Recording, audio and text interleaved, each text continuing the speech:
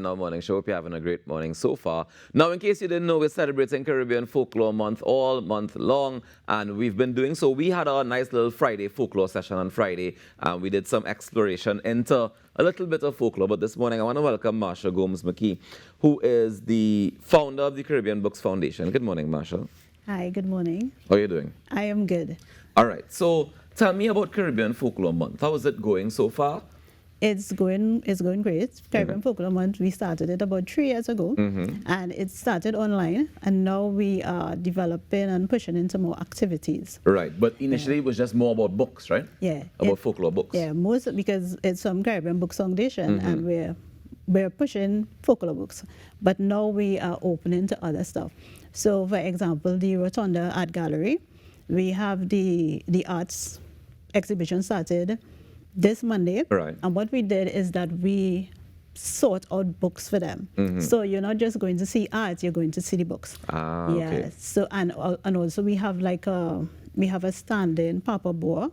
So we help them with the decorations as well. So what we're looking for is for partners. So if you are doing something in October, we say, well, let's see how we can help you. Let's see how we can enhance this. Yeah. So we definitely doing that. So the Rotunda Tales of Our Ancestors, that started, and we were so happy to be a part of it and to, just get that going. Why is it so important for you guys to focus on folklore in particular? Folklore is ours. I love folklore because it's something that I can develop. It's my own. It's not like I'm taking somebody else's character. I'm taking the characters from my ancestors and I'm working them. So, and I see so much potential in folklore. Folklore is absolutely wonderful. I think it's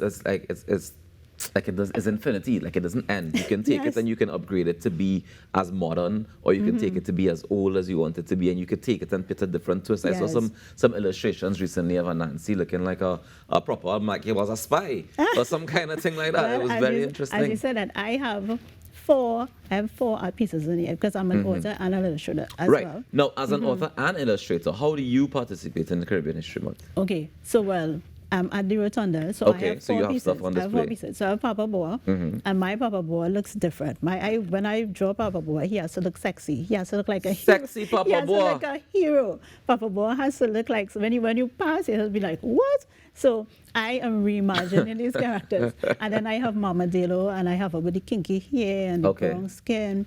So, and then I have Dilagahu, which is one of my favorites. He's like the wolf man who's dragging the coffin. The chain, yeah. So I give him a coffin belt because I said with the coffin he just could bury one person when night come. So I give him his nice coffin belt so he could just, you get an anime, So you can actually pull out a coffin and you can get at least 10 people when the night come. So my character is going to be a little different. So I try to, it's something that the young people would say, oh gosh, it's this old character. No, it's your character. Folklore is yours. So this is this generation. So you could change it up the same way how I put the belts and I say, I think he needs something a little different, but it's still a coffin and he's still menacing people at night. Yeah. Now, it's interesting, right? Because you call in all these characters, all these folklore characters. Do you see reflections of those characters in our society today still? Because I remember long ago, when you talk to people about folklore characters, they would liken them to, the reality that we are living in. Because, you mightn't see a larger bless, right? But then you might have a situation where you feel deceived by a woman and you could call that person a larger bless, for example, right? Yes. Do you see reflections of our folklore still in our society today? I think so. I think our folklore is something that it grows with us, and we just have to keep growing with it. The Sukunya is something I absolutely love that story. And the story comes from, I actually have a book called The Sukunya, and I have the story based in slavery, the very first Sukunya. Ooh. Yeah, so you pull that out, and then I have that she goes to the god Shango, which is the very same story, but I have put it into my own story. So today you could go back to these characters and you could say, okay, maybe this is what was happening with them. And you write, and I love to tell people, just look at these stories and write. An example, my other book, Caribbean Folklore Legends, is something that if you're a writer and you want to know about stories, so what you can do is you could go, because it's literally 30 stories among the Caribbean. Most people cannot name 30 Caribbean 30 folklore characters. And the thing about it is some of the characters in the other Caribbean, they're so much more scary than ours. I was so, while I was researching, I was so surprised. In Barbados, there's this Hartman, and he literally takes people's heart. And I said, well, we don't have anything like that in Trinidad, you know. I mean, we have some people that take hearts, but that's a whole different conversation altogether. Yeah, so it's All right. definitely. How can other authors participate in Caribbean Folklore Month? If you have a folklore book, you definitely reach out. The library is a great resource. The library is working with us, Caribbean Folklore Month, and we have our readings going. But you can reach out to a community library and you can say, I would like to do a reading. We're just in the middle of the month. The libraries are open for you to have a reading.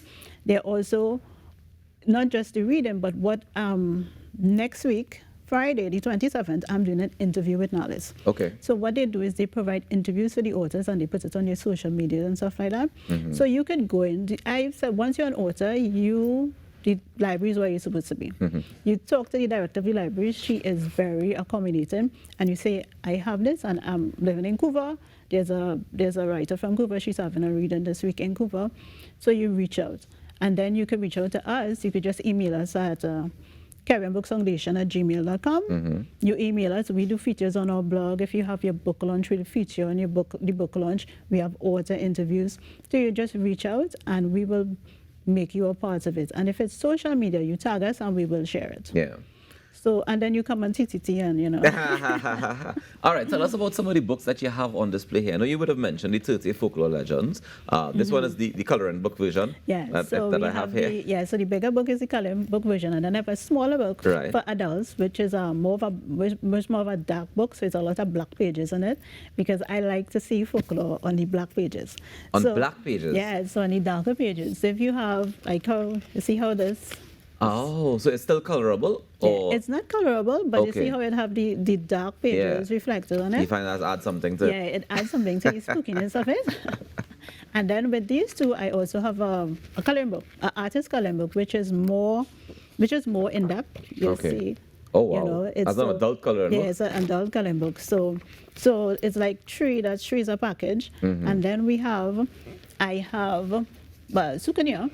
This is actually the artwork. The background is actually the artwork for the art that I have at the Rotunda right now. Ah, okay. So you would have painted that? Or yeah, so this is digital art. So I did it from digital. So the background of it is what would be the souvenir artwork.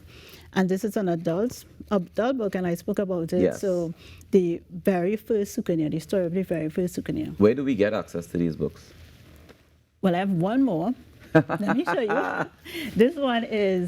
This one is Michaela and Ilana Papa Boa. Yeah. This one I wrote with my daughter. Okay. During COVID. So this was our COVID project, and this is the first of 10 books. So we're doing an entire series. Wow. So what we're doing is it's more middle grade, one middle grade novel, and every book will have like 2 folklore characters. So by the end of it, we'll just explore all of them. So I assume Papa Boy is in this one? Yeah, Papa Boy is in this one. Who else is in that one? Papa Boy is in this one, and then the Phantom, which is the Moon Gazer, is in this one. Okay. Yeah, and then this is them going. So remember this Jack's game? Yes, Jack. Yeah, so more or less they play this Jack's game as a magical Jack's game, and they end up pulled into a bottle and they go into the land of Papa Boy. It's like a local version of Jumanji. Yes, a local Jumanji, yes. So, and then every issue, they have to find back a Jack and things. So we have the 10 books coming up, and my daughter, but she's in studio right now. So she said maybe the 3rd or the 4th book she'll come and talk with mommy, but this time she's just watching. No problem. But tell me quickly where we can find the books. So right now the books are very new, so I'm going through the consignment process of getting them in bookstores.